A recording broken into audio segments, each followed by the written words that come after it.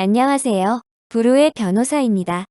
오늘은 돈을 빌려줬을 때 형사소송을 진행해야 하는지, 민사소송을 진행해야 하는지에 대한 문의를 많이 주시는데요. 결론부터 말씀드리자면 민사, 형사 모두 진행하시길 권해드립니다. 자, 그럼 이유를 지금부터 소개해드리겠습니다. 돈을 빌려 갈 때 금방이라도 갚을 것 같이 하다 막상 날짜가 다가오면 차일피일 미루고 갚지 않는 경우 다들 경험해보셨죠? 의도적으로 돈을 갚지 않을 생각으로 돈을 빌려간 경우는 더욱 괘씸한데요. 보통은 이런 경우 돈을 빌린 사람을 경찰서에 사기로 고소를 하고 민사소송을 진행해서 돈을 받는아야겠다고 생각하시는 분들이 많은데요.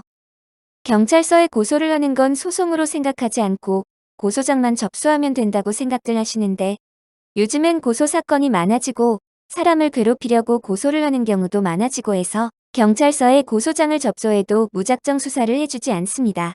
고소인이 고소를 하면서 증거자료를 제출하면 경찰이나 검찰은 이를 바탕으로 판단하는 판단자의 역할을 하고 있습니다.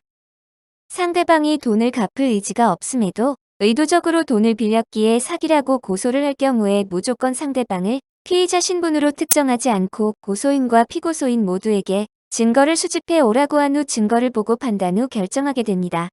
그러나 의뢰인들은 보통 수사기관이 아니기 때문에 증거가 뭔지 잘 모르는 경우가 많습니다. 그래서 돈을 갚지 않아 사기죄로 고소를 할 경우 무혐의가 나오는 경우가 많습니다.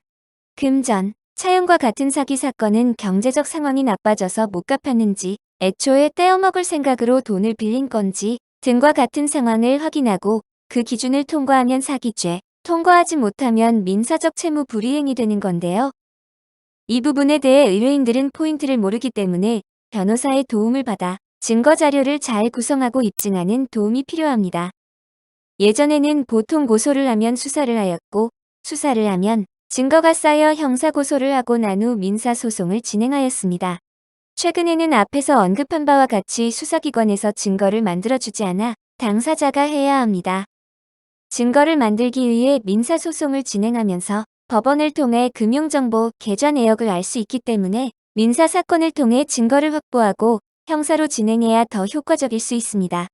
가장 좋은 건 비용이 들더라도 민사와 형사를 같이 진행하는 게 좋은데요.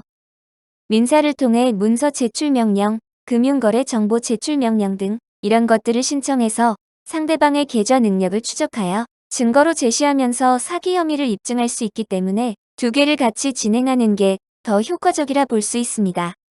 그러나 민사로만 진행하면 안 되는 이유도 있습니다. 이미 재정 상태가 파탄인 사람이 많고 되려 개인회생이나 파산을 신청한다며 되려 협박하는 경우도 많습니다. 이런 사람들은 본인의 재정 상태를 잘 알기 때문에 미리 재산을 다 빼돌리는 게 보통입니다. 민사소송으로 판결문을 받아서 형사사건을 진행하면 사기죄로 입건이 되어 기소가 되기 때문에 그 피해 금액을 회복하지 못하면 징역형의 실형을 살게 됩니다. 본인 앞으로 되어 있는 재산을 다 빼돌리고 좋은 차 타고 다니는 사람들을 흔히 볼 수 있는데요. 이런 사람들의 빼돌린 돈을 갖고 변제를 할 수 있게 하는 장치가 필요하게 됩니다. 빌린 돈을 돌려받기 위해 형사고소와 민사소송의 차이와 방법을 알아보았습니다. 불후의 변호사에서는 일상생활에 도움이 되는 유용한 정보들로 다시 또 찾아뵙겠습니다. 감사합니다.